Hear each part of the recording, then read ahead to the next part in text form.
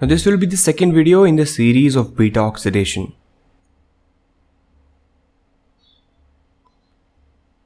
In the first video, we talked about how the free fatty acids are transported from adipose tissue to the target cells where they are metabolized. We also talked about how the free fatty acids enter into the cytoplasm and the mitochondria.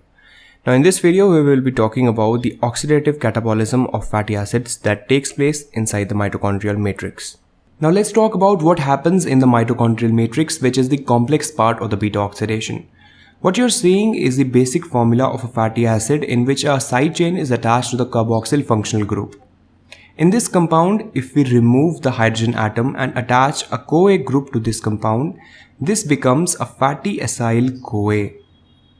The word fatty in the name fatty acyl-CoA can be replaced depending upon the length of the side chain that is attached to the functional group.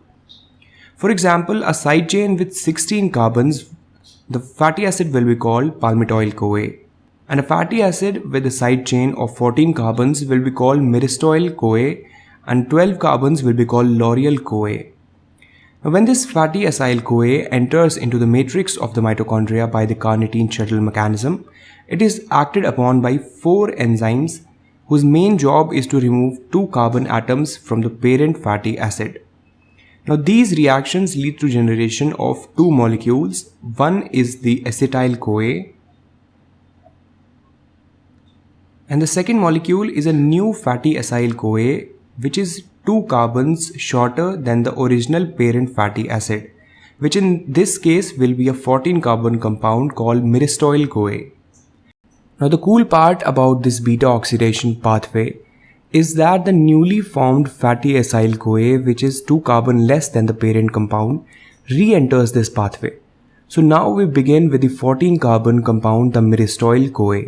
This is acted upon by the same 4 enzymes, and this leads to generation of a new fatty acid which is 12 carbon compound fatty acid. This also leads to generation of a new molecule of acetyl-CoA. With every cycle of beta oxidation, the fatty acid side chain gets shorter. And palmitoyl-CoA, when completely metabolized by these 4 enzymes, gives rise to 8 molecules of acetyl-CoA. Now let's look at how a 16 carbon fatty acid, the palmitoyl-CoA, is broken down completely into 8 molecules of acetyl-CoA through the process of beta oxidation in mitochondrial matrix. So we begin this example with this 16 carbon fatty acid, which is called palmitoyl-CoA. You can see the alpha and the beta carbons of this fatty acid. The first reaction that takes place in the series of beta oxidation is a dehydrogenation reaction, which means removal of hydrogen. Hydrogen atoms are removed along the beta and the alpha carbons, which causes the formation of a double bond between them. The compound that is produced is called trans-enoyl-CoA, and the enzyme that catalyzes this reaction is called acyl-CoA dehydrogenase. You can see clearly that the hydrogen atoms are removed from the alpha and the beta carbons, and these hydrogen atoms are then donated to the electron acceptor, which in this case will be the FAD, which is reduced to FADH2. The resultant molecule is called trans-enoyl-CoA because the 2 hydrogen atoms are now in trans state. The second reaction that takes place in the series of beta oxidation is a hydration reaction, which means addition of water. Water is added around the alpha and the beta carbons. A hydroxyl group is added to the beta carbon and a hydrogen atom around the alpha carbon, and the compound produced is called hydroxyacyl-CoA, and the enzyme involved is enoyl-CoA hydratase. The third reaction involved is again a dehydrogenation reaction. Hydrogen is removed from the beta carbon of hydroxyacyl-CoA, which causes the formation of a double bond between carbon and oxygen atom. The hydrogen removed is accepted in this case by NAD, which is reduced to NADH, and this reaction is catalyzed by the enzyme hydroxyacyl-CoA dehydrogenase, and the compound produced is called keto-acyl-CoA. The keto-acyl-CoA is a much more symmetric and balanced molecule which can be broken down into 2 molecules. So the last reaction involved is a cleavage reaction called thiolysis. This reaction also uses a molecule of coenzyme A, and it is catalyzed by the enzyme thiolase.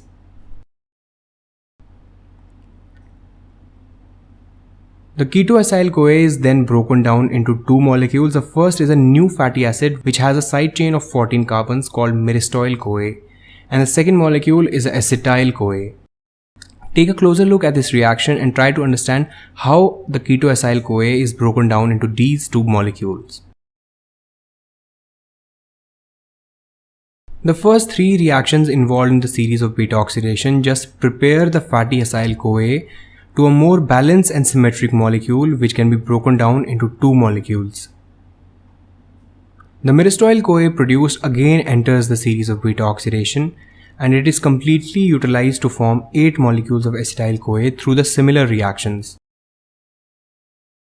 Let's talk about the summary and the energy yield of beta-oxidation.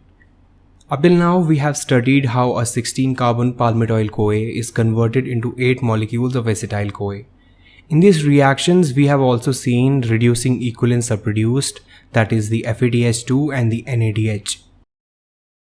Now for a 16-carbon fatty acid, the palmitoyl-CoA, to be completely broken down into 8 molecules of acetyl-CoA, it has to undergo 7 cycles of beta-oxidation. During the 7th cycle of the beta-oxidation, a 4-carbon side chain is left which is completely broken down into 2 molecules of acetyl-CoA. So after 7 cycles of beta-oxidation, we have the following products. We have 8 molecules of acetyl-CoA, we have 7 molecules of NADH, and we have 7 molecules of FADH2. All these reactions takes place in the mitochondria, so we have the enzymes of Krebs cycle and electron transport chain in close proximity, where all of these substrates can be utilized. Now for the calculation of energy, 8 molecules of acetyl-CoA are fed to the Krebs cycle. The 7 molecules of NADH and FADH2 are fed to the electron transport chain for the production of energy. Now for calculation of how many ATPs are produced during the beta oxidation, you should know 1 molecule of acetyl-CoA gets 10 ATPs through the 1 cycle of Krebs cycle. Make sure to watch the video on Krebs cycle for better understanding of this topic.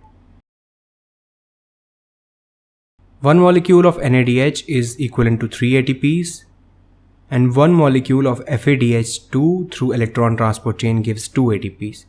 But this is rarely the situation because not all of the time all the substrate is utilized in the electron transport chain, and also small amount of energy is also lost in transport and carrier proteins. So for energy calculation, we take 1 NADH is 2.5 ATPs and 1 molecule of FADH2 equivalent to 1.5 ATPs. So coming to the energy yield of beta oxidation of palmitoyl-CoA, 8 molecules of acetyl-CoA will give 80 ATPs through Krebs cycle. 7 molecules of NADH will give 17.5 ATPs through electron transport chain, and similarly 7 molecule of FADH2 will give 10.5 ATPs through the electron transport chain. In total, we have 108 ATPs. From this, it is essential to deduct 2 ATPs which are utilized in the activation of palmitoyl-CoA. So the energy yield through a 16-carbon fatty acid is 106 ATPs per molecule of palmitoyl-CoA. So this was all about the process of beta oxidation. Thank you so much for watching this video. Like our channel on YouTube for all the upcoming videos, and make sure to like our channel on Facebook for flashcards and upcoming notifications.